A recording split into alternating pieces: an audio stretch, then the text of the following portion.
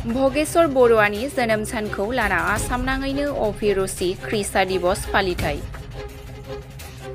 गेलेमु सान आसामनाङैनो दिनैनि 3 सेप्तेम्बर सानखौ अभिरुचि क्रीड़ा फालिनाय जायो।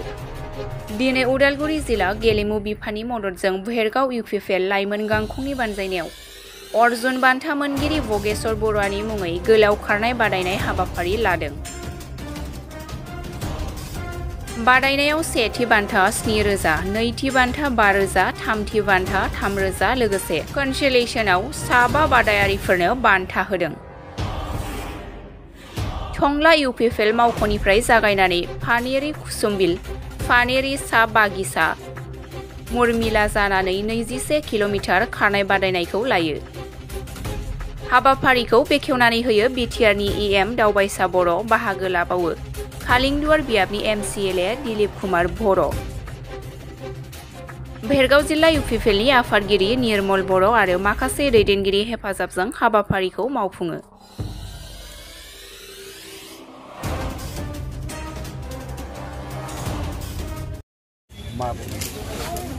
आं दिनै जायफोर बिथांमोना नैबे भेरगाव जिल्ला आरो भेरगाव डिस्ट्रिक्ट स्पर्ट्स जों ज'थायै जोङो जि माराथन रेस खुंदों आरो बे खुंनायावहाय जोंहा माखासे पार्टिसिपेटफोरा फैनानै दिनै जोंनि बे खामानिखौ जाफुंसार फैबाय। दा बिनि थाखाय बिथांमोनखौ साबायखर बावदों आरो लोगोसे बे हाबाफारियावनो जों पुलिस बिफान, मेडिकेल बिफान आरो बायदिसिना बिफानाव थानाय बिथांमोना दिनैनि जि माराथन रेस खारनाय बेवहाय जों फैनानै बिथांमोना हेफाजाब होबाय आरो दिनै बे माराथन रेस खारनाय बेयो जोंहा जोबनानै थांबाय। आं दिनै माने थारैनो जोंनि लाइमोनफोरखौ अर्जुन बान्था मोनगिरि बिथां भगेश्वर बरुवा बिथांनि जोनोम सानजों लोब्बा लाखिनानै दिनैनि जि सान माने जोङो खुंदों जोनोम सानजों लोब्बा लाखिनानै जि अभिरुचि क्रीड़ा दिवस जों दिनै खुंदों बेवहाय माने जाय लाइमोनफोरा जे बेवहाय हेफाजाब माने जों फैनानै बे माराथन रेसआव बिथांमोना बाहागो लादों। आं बिथांमोनखौ बुंनो नागिरदों आरो खावलायनो नागिरदों जे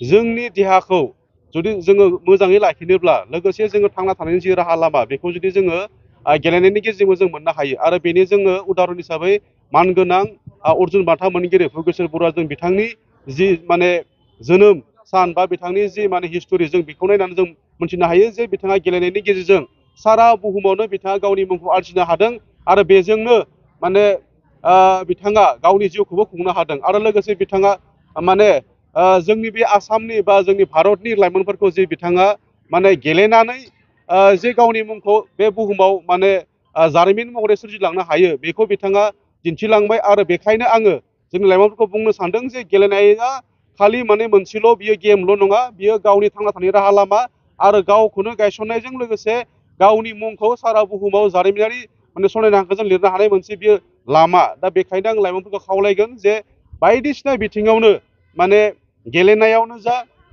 बा जिखि जाया आरिमुआवनो जा जोंनि लाइमोनफोरा बेवहाय बाहागो लानांगोन आरो माने गावनि देहाजों लोगोसे थांना थानाय राहा लामाखौबो दानलांनो हायो। आं बेखौनो आं भेरगाव जिल्ला इउपिपिएल लाइमोन आफादनि आफादगिरि हिसाबै आङो खावलायगोन जोंनि जे माने लाइमोन हान्जाफोरखौ जाहाथे बिथांमोना फरायनायजों लोगोसे माने गेलेनाय आरिमु बायदिसिना बिथिङावबो जाहाथे साखाफारा जायो बा गेलेलाङो आरो लोगोसे आङो भेरगाव जिल्लानि जोंनि मावथि बिथांमोनखौ साबायखर बावदों। बिथांमोना खोब खम समनि गेजेरावनो जों गासैबो जयै मिलायनानै माने सानथामनि गेजेराव नैबे प्रग्रामखौ जोङो साक्सेस खालामनो हादों। बेनिखायनो आंनि जि मावथिफारि बिथांमोनखौ आं साबायखर बावदों आरो लोगोसे जोंनि जे माराथन रेसआव बाहागो लाफैबाय आरो फिन खेबसेबाव बिथांमोनखौ साबायखर बावबाय। दिनैनि जिथु माराथन दौर बा गोलाव खारनाय जिथु बादायनाय बे बादायनायावहाय बादायारिफोरनि थाखाय मा दिनै जोङो बादायारिफोरनि थाखाय जोङो 8टा प्राइज लाखिदों। मोनथामा जाबाय सेथि, नैथि, थामथि, बेनिफ्राय जोङो साफानि थाखाय कनसोलेसन जोङो प्राइज लाखिदों 1,000 करि। गिबि प्राइजआ 7,000, नैथि प्राइजआ 5,000, थामथि प्राइजआ 3,000 ओमफ्राय कनसोलेसन प्राइजआ 1,000 आरो बेनिफ्राय जायफोर बिथांमोना बेवहाय पार्टिसिपेट लादों बिथांमोननोबो जोङो सप्तासे